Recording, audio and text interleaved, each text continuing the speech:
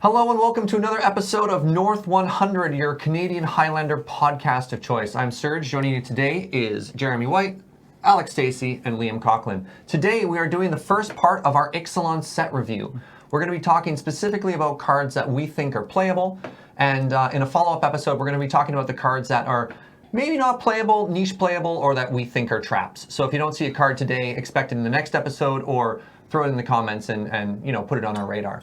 Reminder that this podcast is brought to you by you over at the Loading Ready Run Patreon at patreon.com/loadingreadyrun. As always, we're going to start with our little segment, the best card you're not playing. And Liam, why don't you tell us the best card we're not playing? Sure. So the best card you're not playing currently is Twin Flame. And this card does actually get played a little bit. It does. What is this? Okay, so this is actually sort of a two-part process.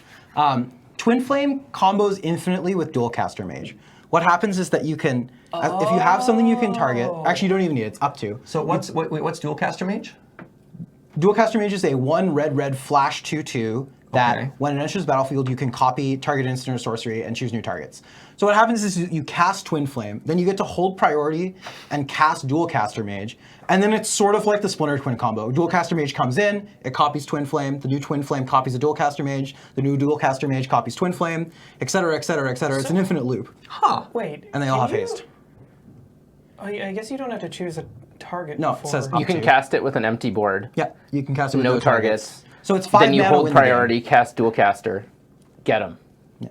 Now, why would you play Twin Flame and not Kiki Jiki combo? Mono red? Okay. Yeah? I mean, so there's a couple of reasons, right? One of the big ones is that Dualcaster Mage, at least, is way better as a card on its own than either half of the Twin Pestermite combo. Kiki Jiki is a different animal. Sure. Okay. But because it's quite good with creatures, but Dualcaster Mage on itself fits quite nicely in a deck that's playing a lot of spells. It's also a much more disruptive creature a lot of the time. And Twin Flame is nice because it costs 2 mana. And 2 mana is one of the easier mana costs to tutor for in this format. That's super cool. This combo is sweet. I think people should play more of it. Twin Flame also has a lot of utility as a fair card. I've won a couple games by Twin Flaming up like True Nemesis and like something else, and then just like attacking for way more damage than my opponent expected. Yeah. And out of like a blue-red control deck, they don't necessarily expect that. That's really cool. Yeah, I played this in Grixis Tempo, this combo, when I was first playing Magic, or first playing Highlander. And yeah, killed my opponent by Twin Flaming a Goblin Rabblemaster. And that does a lot of damage. Spicy. It does a lot of damage. So yeah, so anyway, so that's the hot new tech. It's a fun card. Hot old. Very cool. Pharaoh's block. All right, let's jump in the set review. Jared, do you want to start us off? We're going to be going in Wooburg order, and within the Wooburg order, we're going to do colorless and lands, then gold cards, and alphabetically within it. And starting us off is the Duskborn Sky Marcher. Yeah, so this is a 1 mana flying 1/1, and that's pretty much it. The line of text where it says target attacking vampire gets +1/+1 until end of turn isn't super relevant in this format. Tribal Vampire's not a super viable deck as of yet. Okay. It may come up occasionally, like I'm trying to think, like Vampire Nighthawk sees some play. Blood Baron of Viscopa, Blood Ghast. It has maybe. protection from this, unfortunately. Wait, Oh what? yeah, you can't target Blood Baron. What list is going to play this deck? So basically just any white X flying creatures deck. Any deck playing like Favorable Winds, Pride of the Clouds, stuff like that. It's not going to be... You want another copy of Suntail Hawk. Yeah, definitely not going to be a staple, but it may sneak into some lists here and there. All right. Cool. Next up, we have the Kinjali Sunwing. Now, this is a 3 mana 2/3 flyer. Creatures your opponent control enter the battlefield tapped. This creature is great. You're going to see it in all of your hate bear lists. You might even see it splashed in some of your 2 or 3 color white XX lists where you want more creatures that just make things tough for your opponent. I think this is going to see play in a lot of those types of lists. There's and a ground pound creature that's just like this. Imposing. It's a new flying imposing sovereign. With 2 extra points. the Imposing Sovereign's a 2/1. This is a 2/3. This thing is fantastic. This thing is much better than Imposing Sovereign. So if you saw Imposing Sovereign before, you're going to see this a lot more. Yeah. All right, so up next is Settle the Wreckage. Oh, yes. Wow, and you just really need to wrath something. 2 white instant, exile all attacking creatures target player controls. That player may search his or her library for that many basic lands, put those lands into the battlefield tap, then shuffle his or her library. It's Path of God. Oh, that's so good! Importantly, a lot of the times this actually reads exile all their attacking creatures, and many decks won't actually have any basics. Won't have enough. Yeah, they might only We'll get have a one or couple two. basics, or you don't care about their land count because you just like blew them out Yep. and got 3 of their best creatures. Path of God is so good. Yeah, It is a I'm good pretty nickname. pretty excited about playing this card in Control for sure. Huh. This Yeah. is like, the exile clause is so relevant in a lot of matchups. Like a lot of the creature combo decks will try to like value out with their creatures. Yeah. And being able to exile their stuff at instant speed, Well, you're super like, relevant. Sorry, Kitchen Finks. You're not Yeah, coming exactly. back from You this get Kitchen one. Finks, you get your Bloodcast, you get, I mean, even like regen creatures. Yeah. Yeah. Although Wrath definitely. of God, I mean, yeah. Thrun. This gets Thrun. Well, and just like it doesn't put them in the graveyard, where lots of these creature combo decks are good at getting stuff back from the graveyard with Eternal Witness or Recurring Nightmare or Living Death. I don't think a List lot of goes people. on. I don't think a lot of people are expecting an instant speed Wrath either. So it's hard to exactly. play around. Yeah, the card that I thought of when I saw this that sometimes seems to play is Comeuppance, which Yeah. is 3 and a white for an instant that prevents all damage that opponent, I think it targets an opponent, but all their creatures and they would do to you this turn, and then it reflects the damage back. It also stops damage to your planeswalkers, which can come up as well. Yeah. So it's another kind of instant speed Wrath, but that one often, like for instance, I ended up against a flipped Curious Homunculus the other day with this card in my deck, and that card is a 3/4. And awkwardly, when you're reflecting damage back, it doesn't work as well. So this is kind of nice in those decks that maybe want access to an instant speed getcha. It's good for that. Yeah, I'm excited about this one. All right, Liam. Next card we have to talk about is Tecatli. Tecatli, and we decided that's how we're pronouncing so. it. All right, Tecatli Honor Guard. So this is a 1/3 for 1 and a white that is basically the Hushwing Gryff effect. It's creatures entering the battlefield don't cause abilities to trigger. So it's like Torpor Orb. It's interesting. I'm not as high on this card as some other people are. I've seen a bunch of hype about this card, that it's going to be great. I do think that the 1/3 stats are a little awkward. But Ben Wheeler kind of summed this card up by saying like backbreaking ability makes up for small body. yeah, but I actually I don't know if that's true. Yeah, I don't agree with that. I don't think that this ability is backbreaking enough. It is very good, but it's only a 1/3. It really just, it's not really a bear. It is a super underwhelming creature, and so, I mean, a lot of decks are just going to ignore it. And in a white deck, you're going to have a bunch of enter the battlefield abilities as well. It's hard to imagine this card in a deck that doesn't involve Stoneforge Mystic at the very least. So, like, you're going to have some collateral damage against your own cards as Although well. like Hushwing Gryff did see some fringe play in. Yeah, Hushwing Gryff, importantly, though, has Flash. Yeah. So you almost always get something. You just hold it up until Yeah. you get them. Yeah. Yeah, and But anyway, this card probably gets into a bunch of decks. I think people are going to play it, but I'm less excited about it than other people are, I think. yeah, Hate Squires, All right, Jer. or not even. awesome. We're on blue now. Oh yeah, Chartic Horse. We were joking about I'm- this card. No, it's I'm the best card. super stoked on this card. I like this card a lot. This card is like, we've been asking them to print a 2-mana draw 2 for so Yeah, that's what I meant. long. Like we were sort of talking about this. Yeah, on- we were. I don't remember if it was on the podcast or not. But No, it I was thi- like I think it was 2 mana off. draw 2 and then some clause or something. It's like, oh, okay, there it is. Well, we had it at like blue, so Yeah, I only wanted it to hard be blue blue, decks blue, could draw play two. it. But, oh, I think this baby. this card is going to go into so many of the blue decks. I see this being a staple in Jeskai, Bug, any blue-based mid-range deck that wants to have creatures on board. It's not hard to get the pseudo raid clause at least once. It doesn't say raid on it, but it's got the same text. It's like if you could play Thoughtcast in every deck. This is what this gives you. I mean, it's better than Basically. Thoughtcast. Yeah. It costs 2. It always costs 2. Yeah, yeah. This is my pick actually for the best card in the set. I think. Cool. I think that this card is gonna appear in a lot of decks. I think that's pretty reasonable. Though it is nice that it doesn't necessarily get into all the control and combo decks, because Right. like Yeah. giving them that is a little dangerous. I really like the way they balance this card by making you have to be at least somewhat proactive in order to get the advantage. It's a simple card, yet it's like really cool and really powerful, and it doesn't seem that complicated. So how did it take so long to get this effect? But I like it. It's elegant. Yeah, I love this card. All right, next up we have Jace, the Cunning Castaway, our new 3-mana Planeswalker. What? Bird Jace. No, I think this is great. I love stupid, sexy Jace. I think all the 3-mana Planeswalkers are really powerful, and this is going to see play all over the place. This card is 3 mana and ticks all the boxes that a Planeswalker needs to tick. Like, it defends itself, it gets card advantage, and, like, kind of wins the game. I don't think this card will see... Well, it doesn't quite win the game, but... Yeah, I don't think this will see too much play in control decks that can't really take advantage of plussing it. Right. But any deck where you can see yourself getting advantage out of the plus from this card, I could definitely see jamming it, especially decks like Bant or Bug when you're able to cast it on, Sultai, when you're able to cast it on turn 2 off a mana creature. Yep. Any of the 3-mana Planeswalkers on turn 2 are nutty. Yeah. This Jace has some pretty savage tan lines. Yeah, pretty hot. Maybe they're runic marks, I can't tell, but it might be. No, they're tan lines. They're It's tan cool. lines, yeah, Yep. sweet. Next up is a reprint. Not a lot to say about it, but Opt is back. This card sees play in, Izzet decks. Did it see play in combo? Yeah. Occasionally, yeah.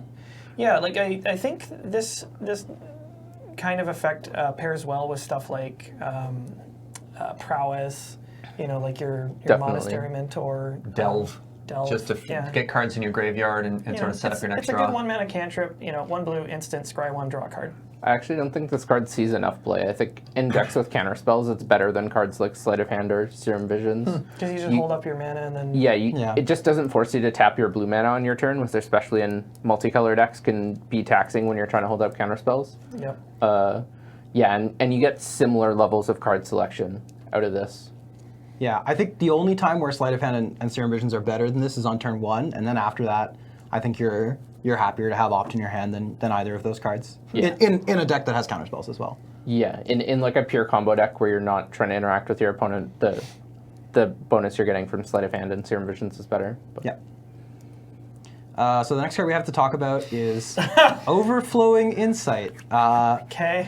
So How did this get in the list? I didn't put it here. Oh, okay. All right. Interesting. So this card gets into the big mana blue decks. So basically, like the Tolarian Academy decks, like playing this card because it's a 7-mana one-sided draw 7. Yeah. And All right. a lot of the times those Academy decks, you end up running this gambit where you're like, make a bunch of mana, cast this draw 7, pray to God you didn't draw something that interacts with me now, right? Like a lot of the time, if you end up going off into open mana, you can sometimes kind of get ruined. And Overflowing Insight solves one of those problems by making the draw 7 no longer two-sided. You're the only one that gets it. It is expensive, which is why I don't think it sees play in basically anything else, right? I was going to say, I saw this and I was like, there has got to be some deck that, cheats this.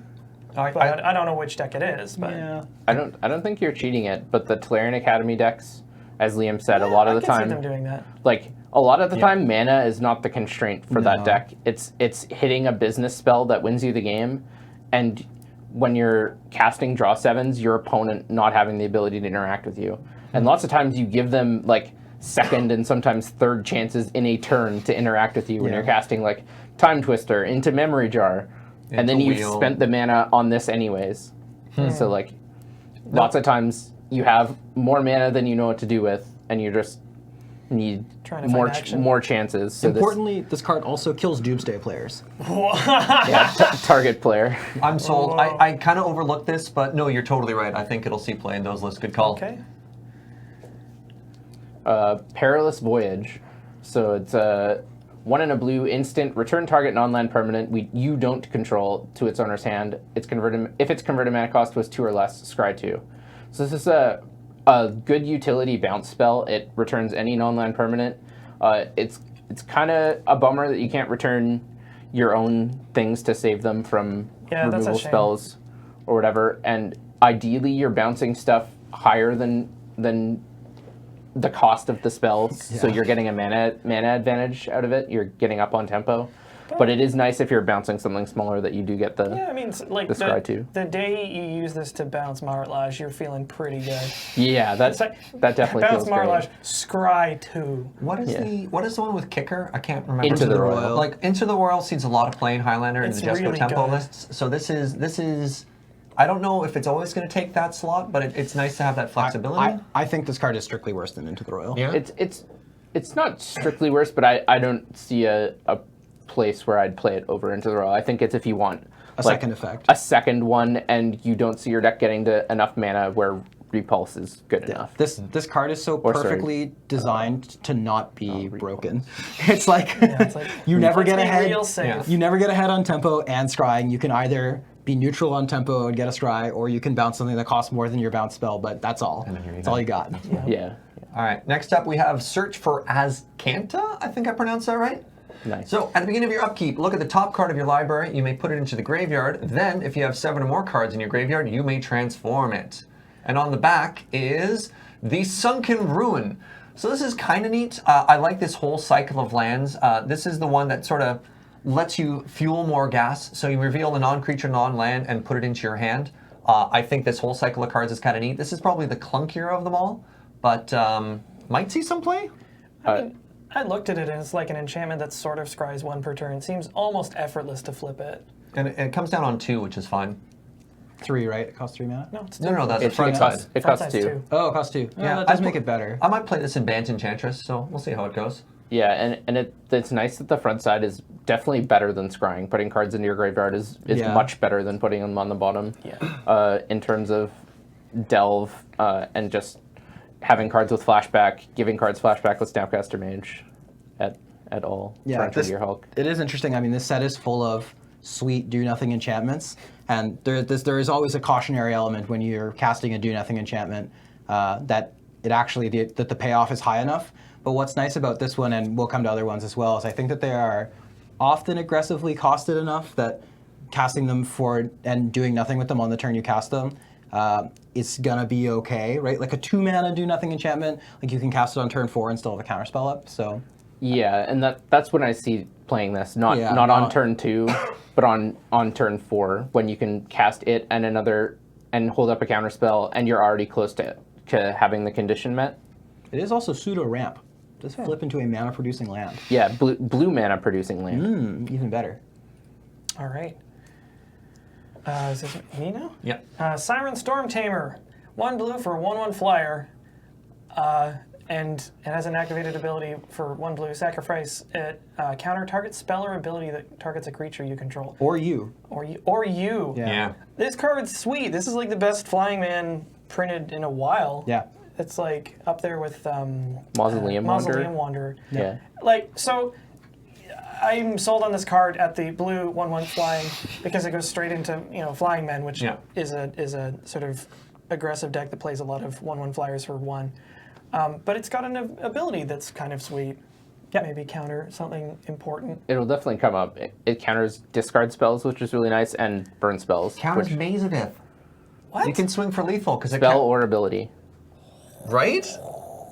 That 1 turn for lethal, you've got your Rune Chanter's Pike on your 1 flyer, and you're like, nope, can't maze it. Holy moly. Yeah, all right. No, I'm sold. Yeah. That's hot. I get to talk about this fun, sweet card called Spell Pierce. Some of you might have heard about it before. It is a single blue instant that reads counter target non-creature spell unless its controller pays 2. This effect seems good. It's a reprint. It is a reprint, yeah. So it's interesting, actually. Spell Pierce is a card sort of mired in controversy in the Highlander community, I would Is actually it? say. Yeah. There are people who think that it is overplayed, and there are people who think it's underplayed. There are people who think it is uncuttable from any blue deck, and there are people who almost never play it. It's one of the most widely played and not played cards. Like, for instance, I don't remember the last time I played Spell Pierce. Pro tip, if you're playing against me, probably not playing Spell Pierce. Yeah. I mean, Because I think in anything other than tempo, you just want a better counterspell. But then there are other people who play it in everything. yeah, I mean, like, it's one of the best 1 mana counter spells. Definitely. Yeah, that's certainly true. I play Spell Pierce a lot. I play it as a good defensive It's- counterspell in combo decks because Yeah. you really want to be able to interact for 1 mana. and you're often able to tax their mana by forcing them to play a threat, and then being able to go off the turn after they try to play a threat and hold up a single counterspell. So often your Spell Pierce will be able to, the taxing effect on Spell Pierce will be good enough. It also super sucks against fair decks just trying to stick a turn 4 Planeswalker Yeah. without ramping. And they're just like, ugh. I mean, you do often get people, right? Like, I don't think this card is bad by any means, but I don't like playing it in control decks, for instance, and I don't really like playing it in mid-range decks that much either.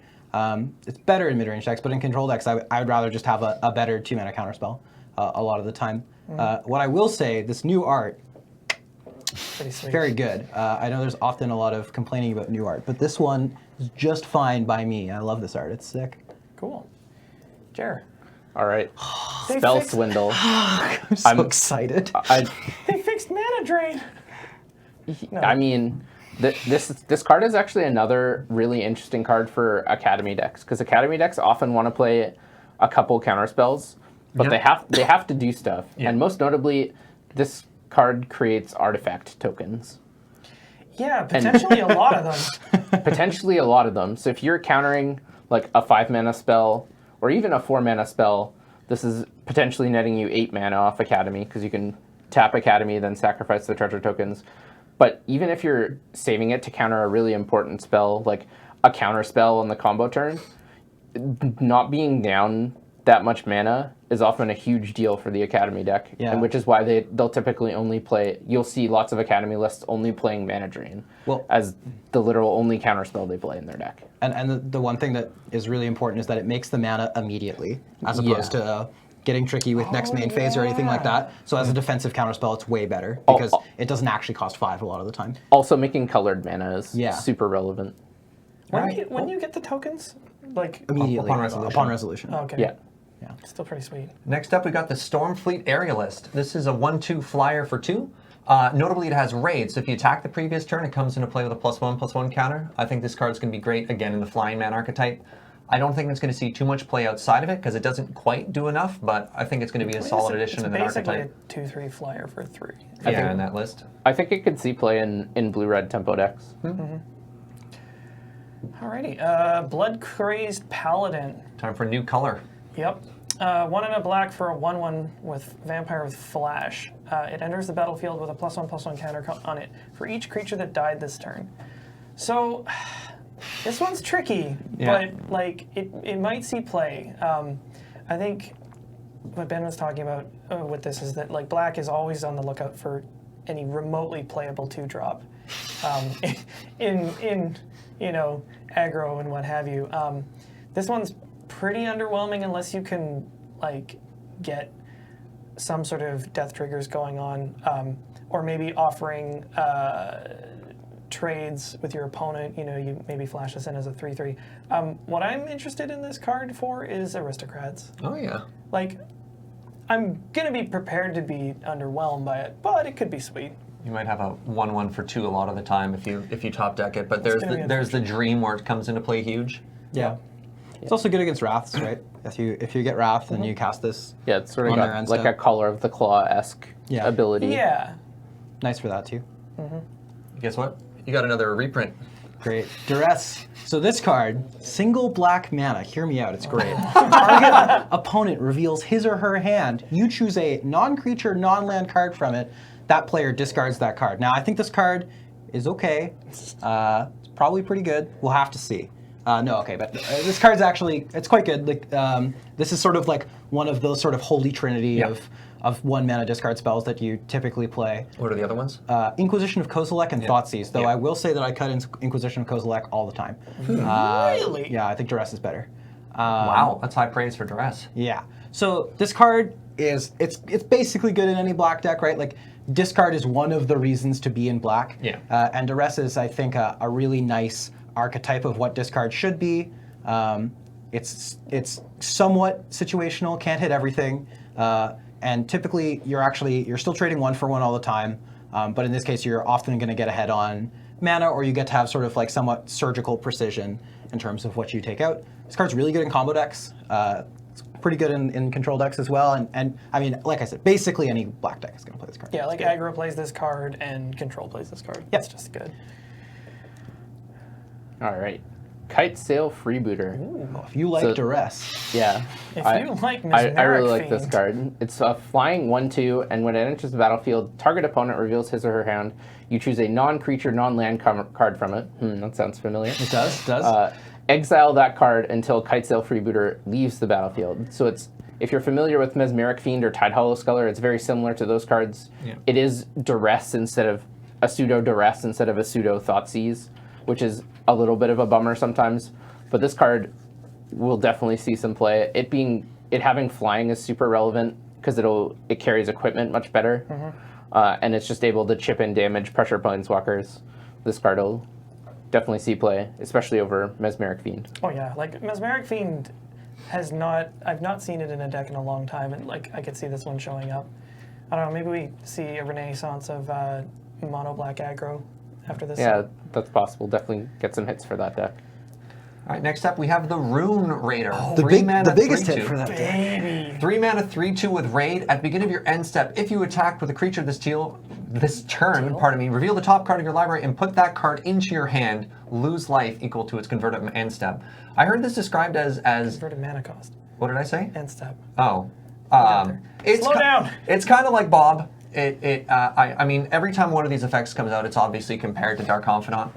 The fact that it's at 3 and you have to trigger it obviously makes it not quite as good as Dark Confidant. But I disagree. But I think this will see this card will be included in a lot of the same lists that want to play Dark Confidant. I think this is the best pseudo Bob they've printed in a long time. I agree. Because we're comparing it to what's the vampire, the 3/1? Asylum Visitor. Asylum Visitor, Sure, yeah. Painseer, Glint Sleeve Siphoner. Ugh. The list goes down very, very quickly. Yeah. But you can draw the turn this guy comes down, because you're probably getting in with creatures in the kind of deck that wants to play this. He triggers himself. It's just, I like this card. Well, I think it's going to good. see play. What's nice too is that you can chump attack, right? You can attack with things that aren't this, and even if the attack is bad, you still get to draw a card. Like that's one of the issues Yeah, that you you run play- into with a lot of the new Bobs is that they need to attack themselves or get tapped somehow or whatever. Well, it's also and this you, doesn't. you play this post combat, and you're just like, haha, and then I draw. Yeah, for sure. So- And something relevant to point out is that it triggers the same turn that Bob would trigger. Like Bob doesn't trigger until turn 3, same turn as this. Admittedly, you don't get the card until your turn 4. Until the next turn, yeah. But if you draw an instant, it's the same turn. Yeah. Well, yeah. Yeah. Vicious Conquistador.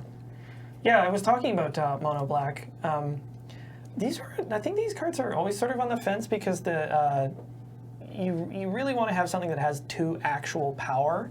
yeah. This card's a 1/2 for 1 black. Whenever it attacks, each opponent loses 1 life. There's a bunch of cards similar to this. I can't remember them off the top of my head. but Pulse Tracker, Pulse Tracker. Mardu, Shadow Reaper. Something like that. Well- They're like 1/1s that when they attack, they like nug your opponent for 1. Yeah.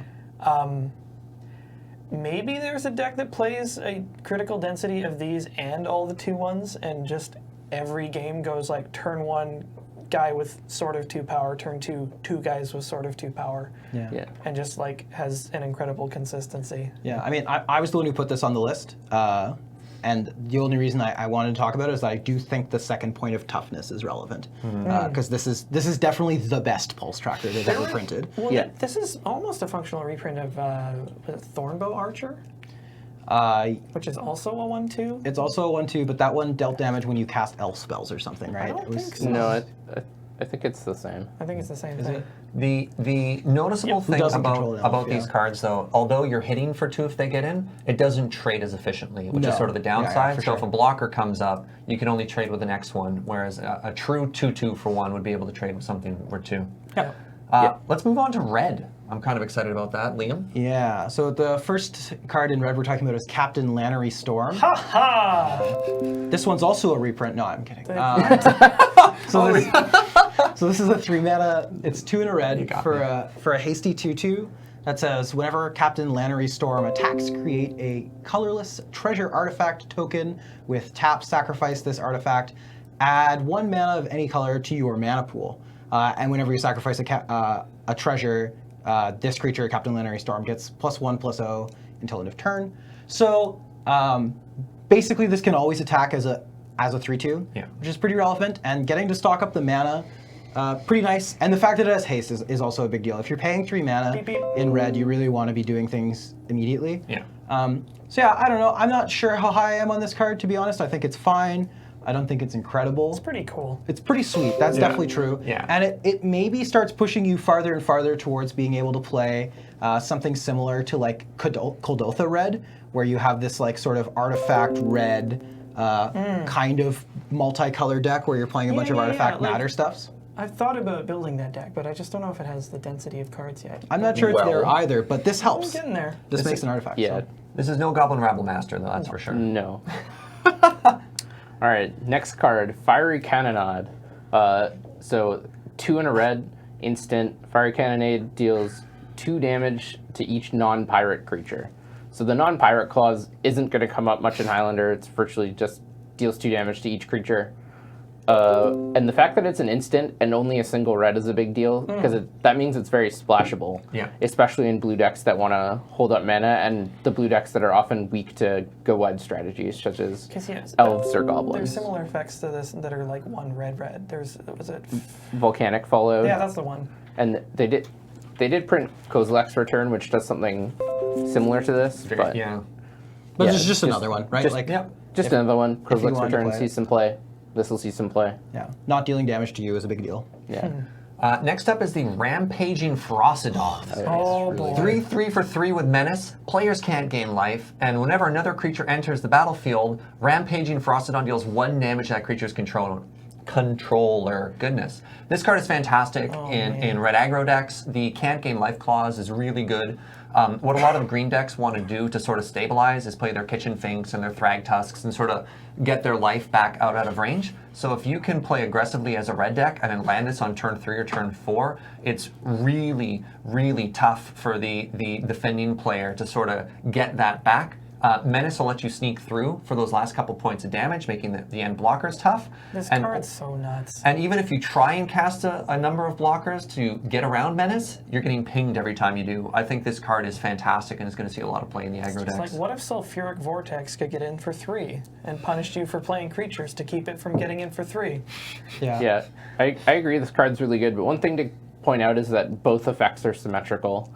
So yeah, but they've been printing a lot of cards right now without the symmetry, like Harsh Mentor, and so the symmetry on this card will be relevant sometimes. Like sometimes you'll play this card and then you'll lock yourself out of playing creatures. Yeah, that's fair. In an aggressive mirror. So. Yeah. I really like how WotC has moved towards using Menace as an aggressive, sort of vanilla ability to give creatures. Like we've seen a huge uptick in the number of Menace creatures after they made it this like much nicer to understand evergreen word. They clearly decided that it was easier to use now, and I think that the Menace mechanic on things like this is really nice, especially in the burn decks where you can force your opponents into these like really awkward double block situations where you're playing against this deck that is presumably playing 15 lightning bolts and you're double blocking and you're probably getting blown out, right? But you just have to double block because you can't just take 3 from this thing forever.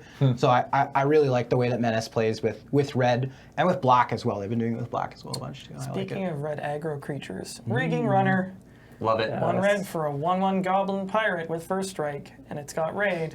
It enters with a +1/+1 counter on it if you attacked with a creature this turn. Man, what This tribe card's likes so attacking? good. Yeah. Like, this is a windmill slam dunk into goblins, and also into like any red-based aggressive deck. Oh yeah. It's another 2/2 for 1, Those. and it's even got a keyword on it. I was gonna say those first 2 words in the text box. First strike. Oh, I thought you meant Goblin Pirate. Interesting.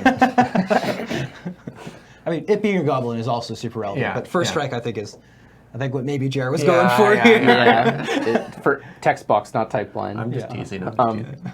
Yeah, but a lot of the red decks can end up getting brick walled by white first striking creatures. So being able to combat it with their own first strike creatures super relevant, just for getting them off the board in trades. And the fact that it has first strike also makes its worst case scenario a lot better. Like if this card doesn't have first strike and you're playing it as either a 2/2 or a 1/1, yeah, playing it as a 1/1 is awful and you basically never want to do it.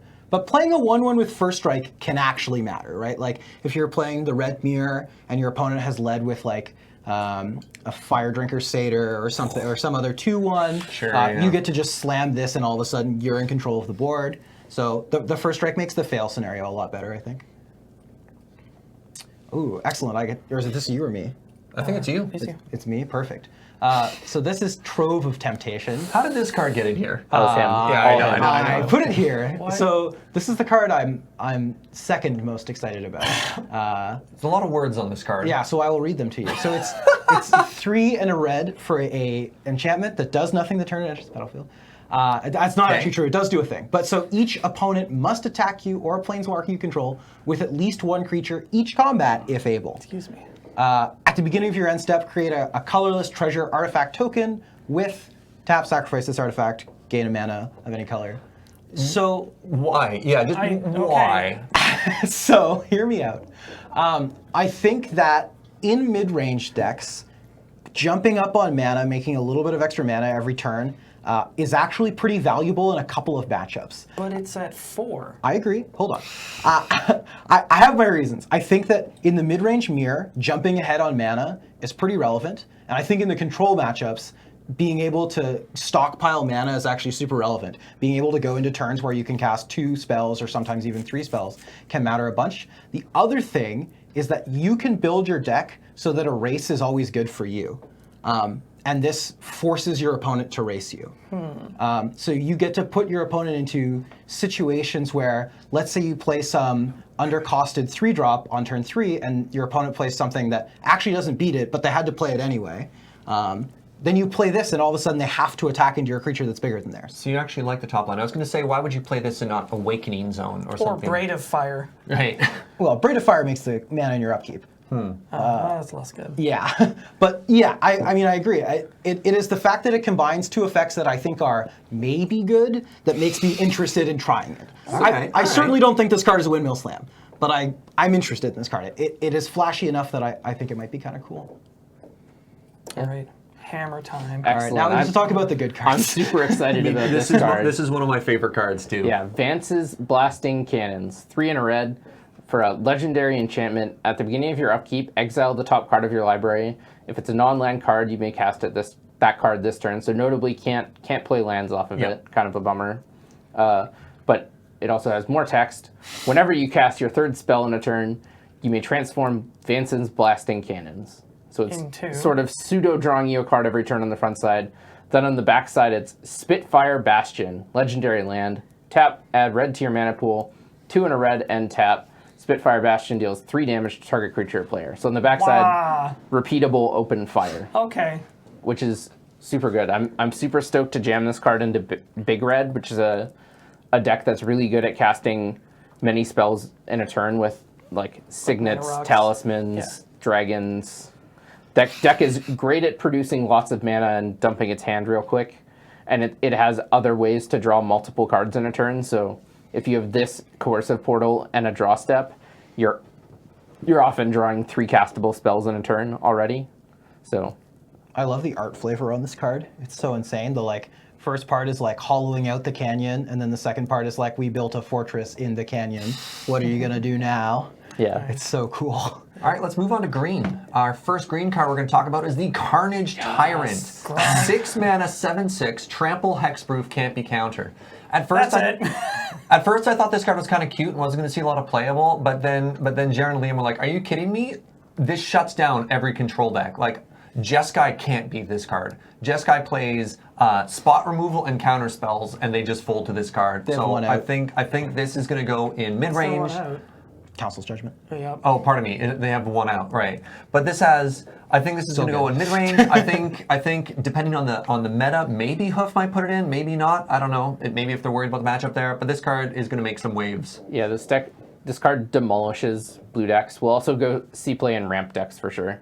Yeah, just like maybe red green or like red green or rug or blue green ramp. Simic ramp. Yeah. Yeah, it's card. Yeah, it's just so insane against the blue decks. It's so hard for blue decks to interact with this card at all. Yeah. How about Death Gorge Scavenger? Oh, yeah. This is 2 and a green for 3/2. When it enters the battlefield or attacks, you may exile target card from a graveyard. If a creature card is exiled in this way, you gain 2 life. If a non-creature card is exiled this way, it gets +1/+1 until end of turn. So this is like a little bit like Scavenging Ooze, but it's like ETB and on attack. Like even a shadow of Scavenging Ooze, I could see seeing some amount of play. Yeah. Definitely. Because that card is, well, I mean, it's like the #1 played card in our format, isn't it? Pretty It was close. for a while, pretty high, yeah. yeah. It's definitely the best green card. Yeah, I mean, I like it. It hates out graveyards. It sometimes, like, it could pretty frequently attack as a 4/3 for 3. So, yeah. And notably, it exiles cards from any graveyard. So if it's better to exile like a non-creature card from your graveyard to get it the +1/+1, you can do that. And also, incidental graveyard hate in this format is just super good, especially if it's stapled to a body. Yeah. As like Deathrat Shaman and Scavenging Ooze being 2 of the most played creature cards in our format shows like incidental graveyard hate on a body is super valuable. That's why Mardu Woe Reaper is the only 1 white 2/1 that they still play that doesn't have additional text. Like it's the incidental graveyard hate that makes it good enough to still play. Yeah. We actually don't play Savannah Lions super often anymore. That's those days have come and gone. Yeah. Is me or is you? It's you, Liam. Is me. Great. Deeproot Champion. So this card is also a reprint. I'm kidding. But it's sort of a reprint. This time I'm only half joking. So Deeproot Champion is a 1 and a green for a Merfolk Shaman. The Merfolk subtype might matter. The Shaman subtype Maybe. Probably not mattering. No, yeah. There's some sweet Shaman cards that exist. But so whenever you cast a non-creature spell, you put up 1/1 counter on Deeproot Champion, and it's a 1/1. So the closest analog to this card is probably something like Quirion Dryad, which is the same stat line and the same cost, except the text on that one reads whenever you cast essentially a non-green spell. A spell that contains a colored spell that isn't green. That isn't only mono green. It's very verbose. Yeah, but actually maybe that's the best way to explain it. It's whenever you cast a blue, red, black, or white spell, it gets a 1/1 counter. Yeah. So this is going to be similar. It's a little worse, but the decks that we're playing, Quirion Dryad, are likely getting this to a similar size. I was going to say, like in Sorenson, this is probably going to be almost exactly the same because you're triggering both of those off of like primarily blue spells. Yep. And it works best. Alex, really quickly, what is Sorenson? That's sort of a local jargon term. Sorenson is a blue-green tempo deck pioneered by Robin Sorenson, a local player. It basically it's Miracle Grow, which is to say you stick a threat like this that becomes larger over time, and you protect it with cheap counter spells that sometimes have the incidental effect of helping it get larger over time. Yeah. All right, on to the next card. The Growing Rights of Itlimok. Another legendary enchantment, my favorite. When the Growing Rights of Itlimok enters the battlefield, look at the top 4 cards of your library. You may reveal a creature card from among them and put it into your hand. Put the rest on the bottom of your library in any order. So, most notably, this card replaces itself when it enters the battlefield. That's super good. Not actually a do-nothing enchantment. Yeah, it does something. Yeah. Shock. At the beginning of your end step, if you control 4 or more creatures, transform Growing Rights of Itlimok. So on the backside, Itlimok, Cradle of the Sun. Cradle, you Cradle. Interesting. That's an interesting word choice there. Has 2 mana abilities. Tap, add green to your mana pool. Okay. Tap, add green to your mana pool for each creature you control. Beep, beep. So that is the line of text we are playing this card for. So the most obvious deck this card fits into is the Craterhoof deck. The deck that it's like a green-based creature deck that plays Expedition Map strictly to find Gaia's Cradle. So that effect is super good in this deck. It's so powerful. It was kind of funny in the comments for this. I saw somebody who's just like, why would you want this when you have 4 creatures? It's like... to kill them. Because then I can cast I don't think you Craterhoof. understand how Gaia's Cradle works. Yeah. Love it. Yeah, so being able to cast 8 drops with only having 2 lands in play is super powerful and an effect that the Hoof deck definitely wants more of. All right, next up we have the Caminos Speaker. I think that's how you pronounce that. So this card's kind of borderline. Again, we get into the Merfolk Shaman. This is a 1/1 for 1, but as long as you control an island or a Merfolk, it's a 2/2 for 1. So we've been talking before in aggro decks, a 2/2 for 1 is great. Maybe not in green is the hard part. So Well, not in green-blue. yeah, in green-blue, we have Sorenson. It typically wants to play the grow threats, but this is a card that might see play. A 2/2 for 1 is fine. There just might not be the shell for this one yet. So, The Raptors. Ranging Raptors. 2 and a green for a 2/3 with Enrage. Whenever it attacks, or whenever it's dealt damage, you may search your library for a basic land card, put it onto the battlefield, tap, then shuffle your library. Aggro ramp? Ramp aggressively? Seems fine, maybe? Yeah. Even a good defensive creature. Yeah, Jared and I talked about this card a little bit, and that's the conclusion we came to as well.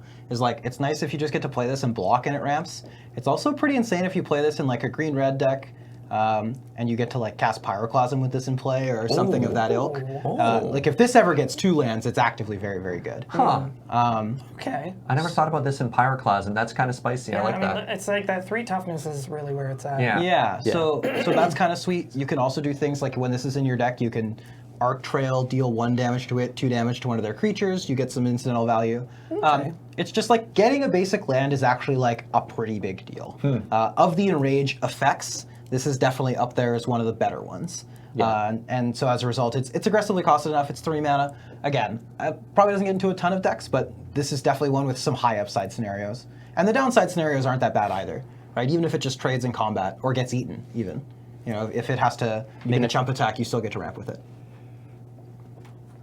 You're up again. Great. This is the better Enrage effect. This is actually the best one. So this is Ripjaw Raptor. This is 2 green for a dinosaur that is a 4/5 that has Enrage. Whenever Ripjaw Raptor is dealt damage, draw a card. This card's actively, I think, quite good. 4/5 is like a big enough stat line that you cannot ignore this card. You must block it.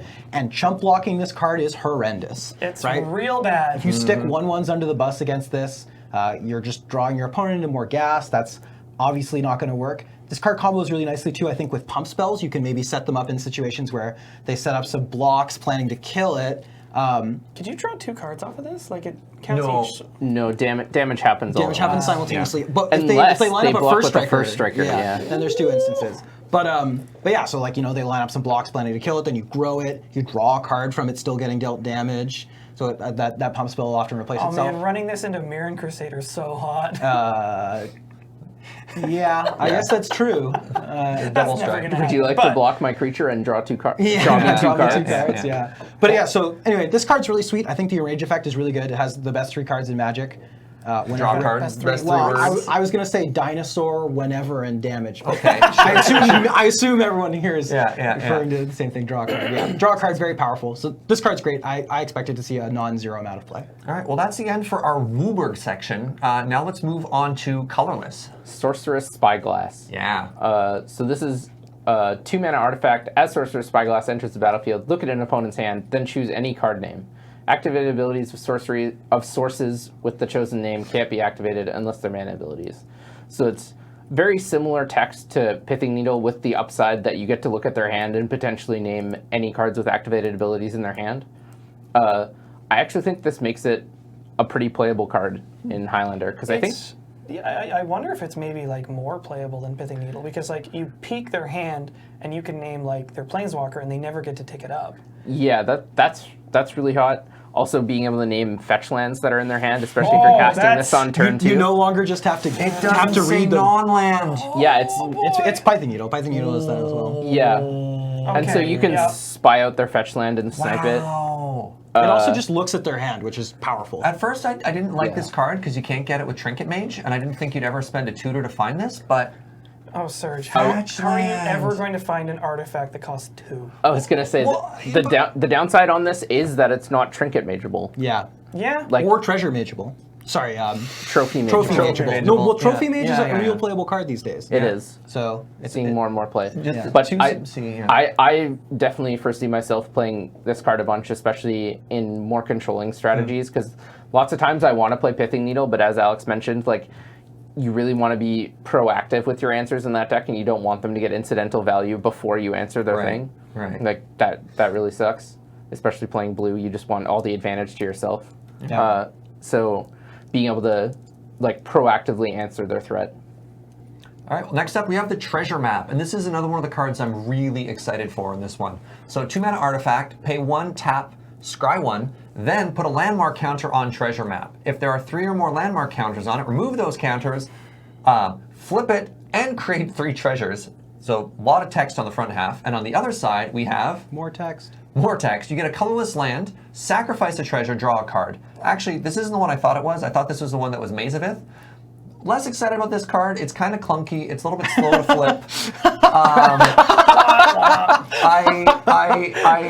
I put the wrong card in. That's a little bit embarrassing. I think this card is slow and probably not Highlander playable. I take back everything I said. I thought this turned into Maze of Ith. I thought this was the one that turned into Maze of Ith. So this card actually might be playable in Academy as well. Really? It's so slow. I don't think so. It's pretty slow. But It's so dirtily. It ramps you a bunch on like turn 5. yeah.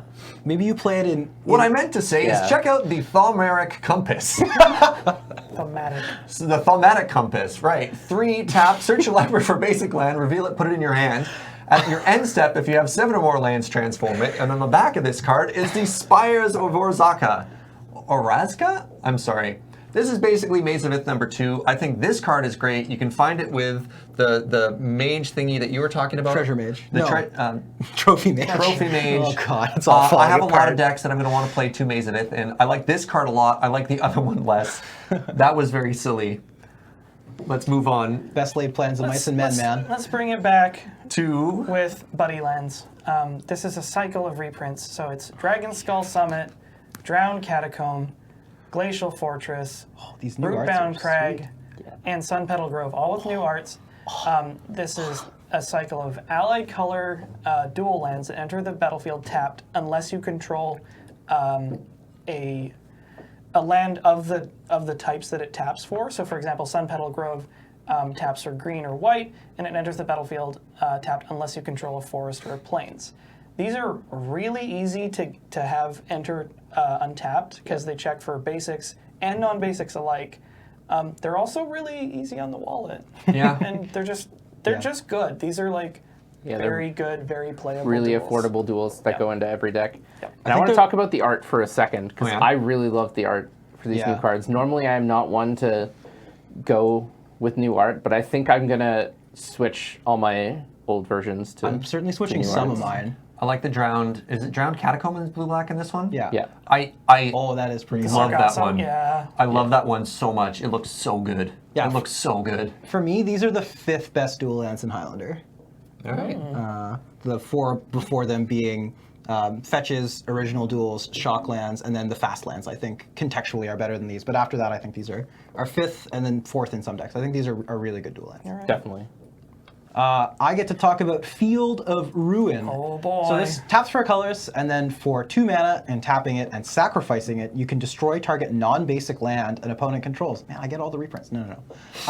Each player searches his or her library for a basic land and puts it onto the battlefield, then shuffles his or her library. So here's a couple of important things about this card. A, it replaces itself as a land, which is really nice. Yeah. It sort of solves the classic control deck playing Wasteland problem, which is you want to hit your land drops and you want your mana, but playing Wasteland is kind of antithetical to that idea. This kind of solves that problem. The other nice thing about this is it is not a May to search your deck and shuffle. So you can really blow out someone's tutor here if they put something on top. I you didn't can read that. Yeah, you can force them to shuffle. They don't get a choice. Wow. So that's quite nice. I as like well. Wow. Yeah. Wow.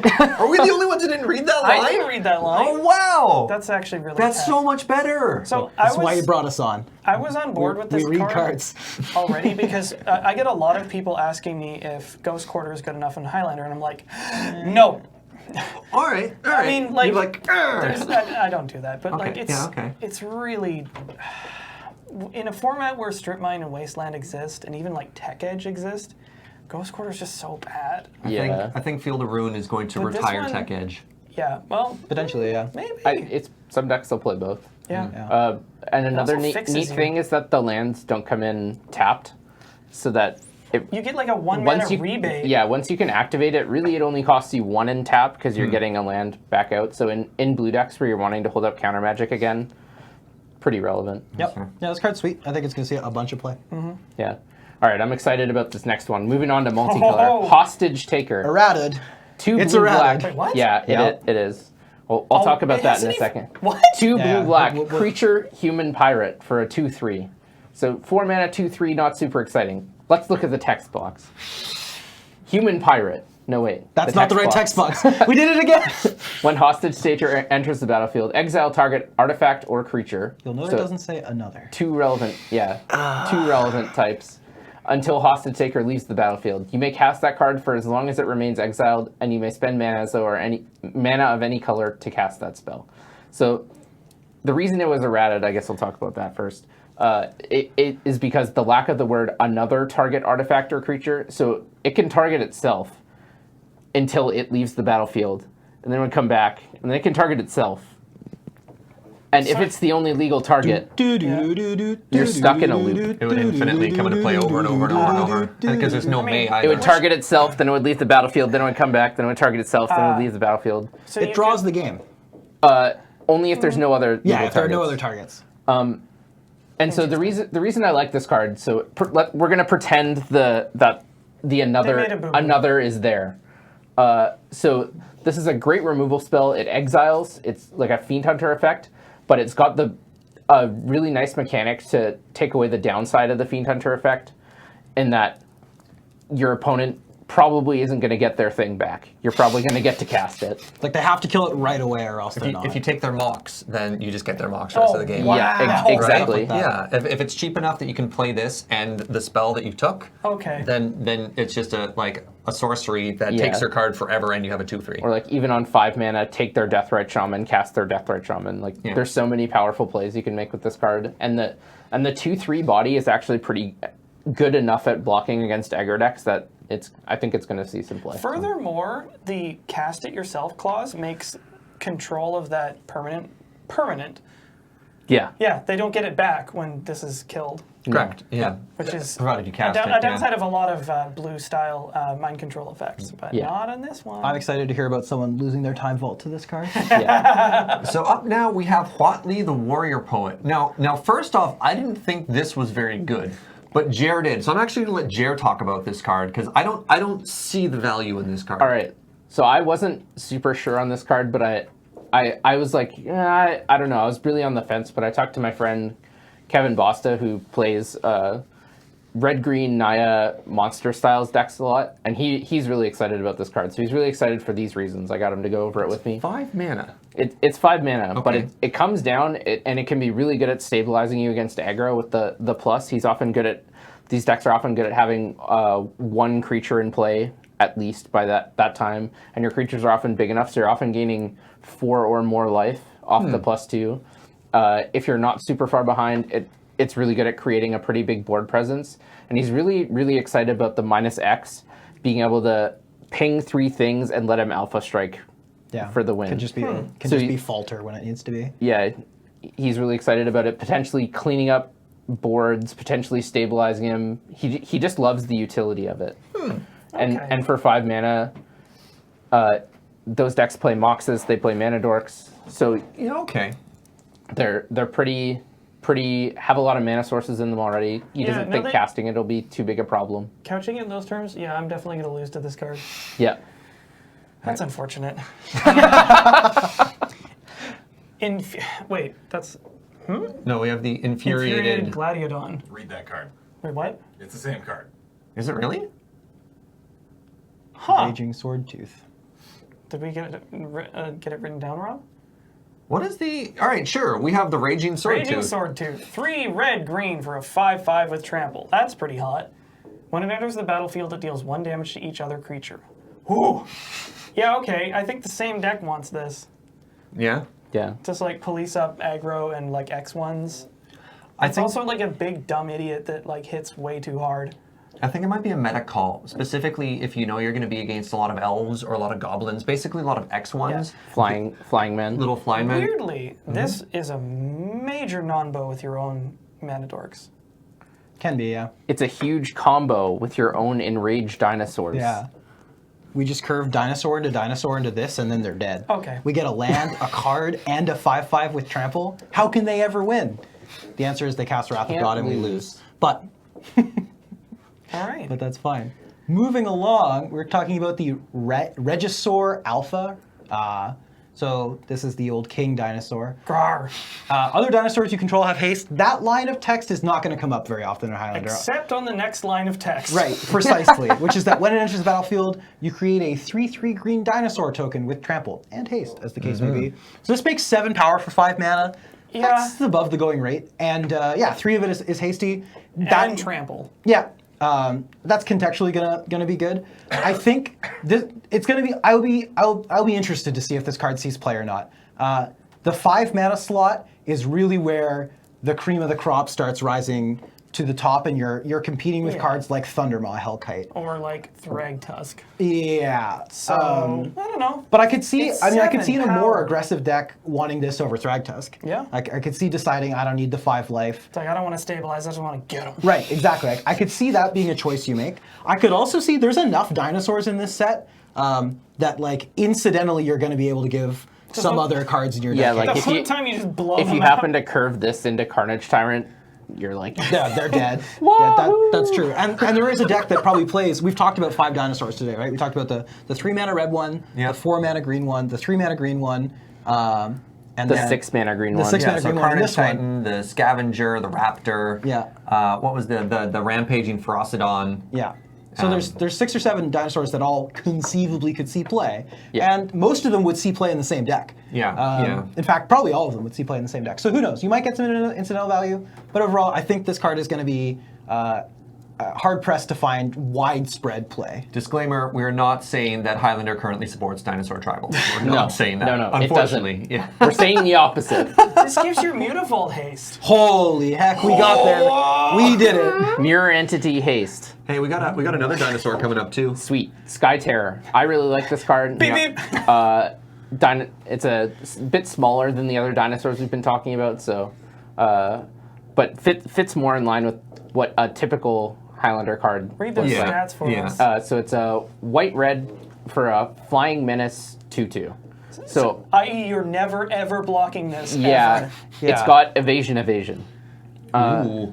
So yeah, it's super hard to block. Short of like exactly Lingering Souls, probably not blocking it.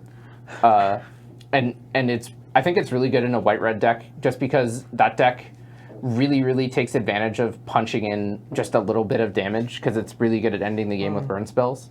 If I had a dime for every time I got fogged by a Birds of Paradise, Yeah, not this Swinging for time. lethal. exactly. Yeah. This card also holds swords incredibly well. Yup. Yeah.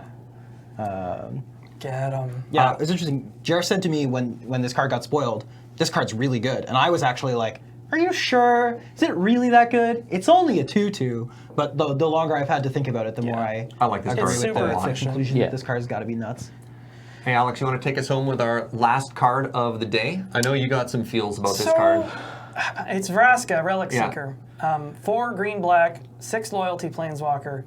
+2, create a 2/2 black pirate creature token with menace. Okay. -3, destroy target artifact, creature, or enchantment. Make a treasure. Yep. -10, target player's life total becomes 1. It's a 6 mana planeswalker. So, I'm gonna parrot what Allison said about this card. She's a local player who plays the Rock and has done for many years. Yes.